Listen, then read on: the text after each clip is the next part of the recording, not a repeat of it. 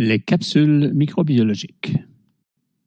La présente capsule vous montrera qu'il est possible de fabriquer des briques capables de remplacer des briques traditionnelles utilisées dans la construction domiciliaire, et ce, avec un bénéfice environnemental considérable. Curieusement, ce n'est pas un ou une microbiologiste qui en a eu l'idée, mais bien une professeure d'origine américaine de l'Université d'Abu Dhabi dans les Émirats arabes unis qui enseigne l'architecture. Quel intérêt, me direz-vous, à produire des briques microbiennes? Laissez-moi vous exposer quelques chiffres. Les briqueteries sont des usines très énergivores. La demande énergétique pour produire les 1000 milliards de briques fabriquées chaque année génère plus de 800 millions de tonnes d'émissions de CO2, un des principaux gaz à effet de serre, soit plus que les rejets de CO2 générés par tous les vols d'avions sur la planète au cours de la même période. C'est 8 % des émissions de CO2 annuelles sur la planète. Pour vous donner une image de ce que représentent ces 1000 milliards de briques fabriquées annuellement, dites-vous que si on les mettait bout à bout, on pourrait faire l'aller-retour Terre-Lune 325 fois. Une autre comparaison très percutante. Ça prend l'équivalent d'un arbre brûlé pour produire 62 briques.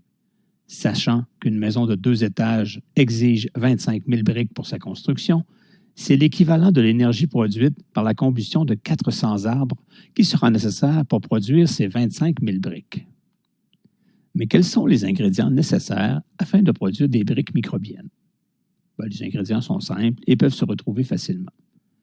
Des bactéries, évidemment, du sable, du chlorure de calcium, qui est un produit chimique analogue au sel de table, et de l'urée, le principal produit de l'urine. Pourquoi de l'urée? Tout simplement parce que Mme Dozier a décidé d'utiliser des bactéries uréolytiques, ce sont des bactéries capables de dégrader l'urée et de former, dans le bon contexte, des carbonates. C'est un composé chimique et les carbonates serviront de colle et cimenteront le sable, ce qui permettra la formation des briques microbiennes. Quels sont les avantages de la fabrication des briques bactériennes? La fabrication des briques bactériennes se fait à température ambiante et ne nécessite donc pas de passage au four à 1400 degrés Celsius. Elle produit peu ou pas de CO2 et valorise le déchet métabolique qu'est l'urine. Quant à leur solidité, à en croire les inventeurs, elle est supérieure à celle d'une brique traditionnelle grâce au travail des bactéries. Il faut cependant une quantité importante d'urine, entre 20 et 30 litres par brique, et pour rappel, chaque jour, une personne en bonne santé produit entre 0,5 et 2 litres d'urine selon son âge, son alimentation, son activité physique et tous les autres paramètres pouvant influencer cette fonction.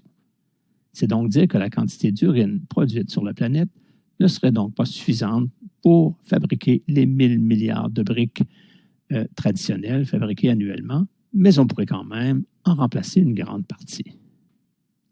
Mme Dozier a finalement eu besoin d'expérimenter pendant 3 ans avant de voir naître son premier bébé brique.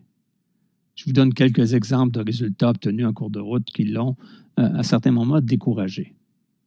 Des briques qui semblaient solides, mais qui se dissolvaient à la pluie, ce qui n'est pas vraiment une bonne idée quand on veut construire des maisons avec ce produit-là. Ou des briques qui, malgré des mois, sinon des années, restaient humides et friables. Donc, avant de trouver les bonnes conditions pour produire les briques, ça lui a pris quand même plusieurs années. Il ne faut donc pas se décourager quand on commence un projet. L'instigatrice de ce mouvement, Ginger Craig Dozier, a reçu un des plus prestigieux prix en environnement, le Postcode Lottery Green Challenge, accompagné d'une bourse de 500 000 € qu'elle a utilisée pour créer sa propre compagnie de fabrication de briques microbiennes. Cette approche pourrait même être utilisée pour construire des édifices sur Mars en utilisant cette fois-ci des cyanobactéries au lieu des bactéries uréolytiques.